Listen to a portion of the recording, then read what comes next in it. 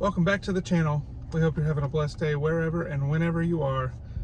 We are back with another daily reading. Monday through Friday, we like to dig into the Word. And our first series that we're doing is basically where to start in the Bible if you've never read the Bible. So we're starting with the Gospel of John. If you haven't seen the first few videos, go back. There's a playlist. You can go back on the channel. Today we're going to be reading from chapter 5. And I'm going to ask if today we have the pleasure and the privilege of having my beautiful wife read chapter 5.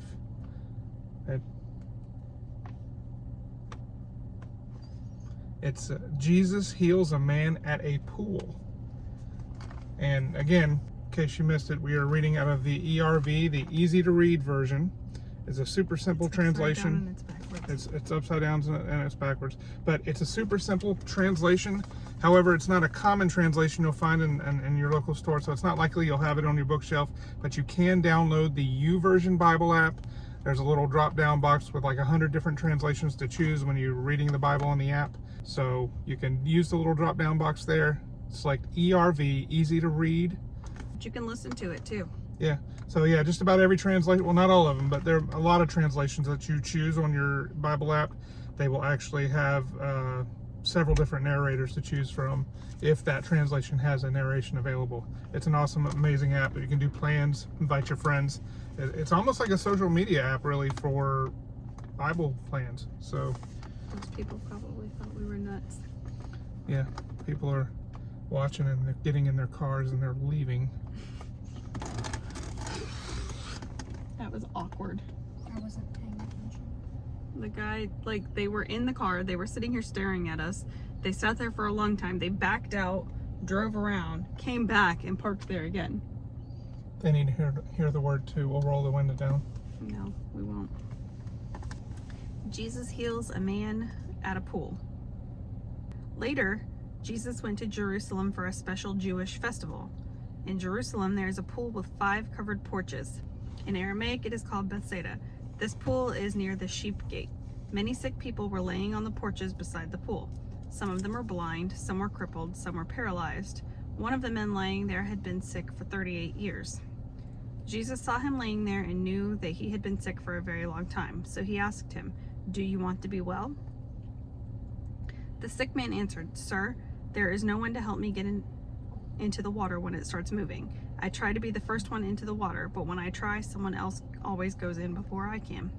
Then Jesus said, "Stand up, pick up your mat and walk."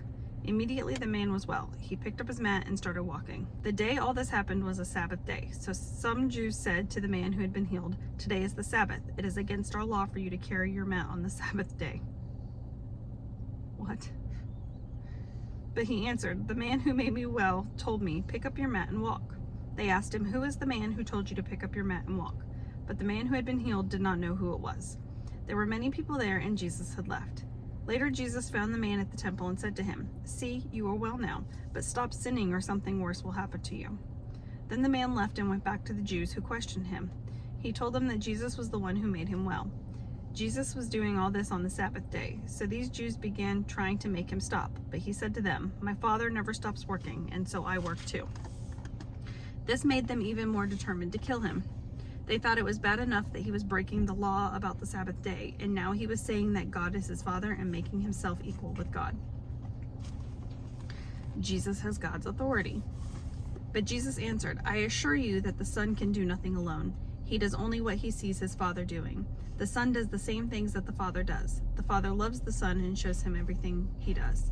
This man was healed, but the Father will show the Son greater things than this to do. Then you will all be amazed. The Father raises the dead and gives them life. In the same way, the Son gives life to those he wants to. Also, the Father judges no one. He has given the Son power to do all the judging. God did this so that all people will respect the Son the same as they respect the Father. Anyone who does not respect the Son does not respect the Father. He is the one who sent the Son. I assure you, anyone who hears what I say and believes in the one who sent me has eternal life. They will not be judged guilty. They have already left death and have entered into life. Believe me, an important time is coming. That time is already here. People who are dead will hear the voice of the Son of God, and those who listen will live. Life comes from the Father himself, so the Father has also allowed the Son to give life, and the Father has given him the power to judge all people because he is the Son of Man. Don't be surprised at this. A time is coming when all people who are dead and in their graves will hear his voice. Then they will come out of their graves. Those who did good in this life will rise and have eternal life, but those who did evil will rise and will be judged guilty. I can do nothing alone. I judge only the way I am told, and my judgment is right, because I am not trying to please myself. I want only to please the one who sent me. Jesus says more to the Jewish leaders. If I tell people about myself, they cannot be sure that what I say is true. But there is someone else who tells people about me, and I know that what he says about me is true.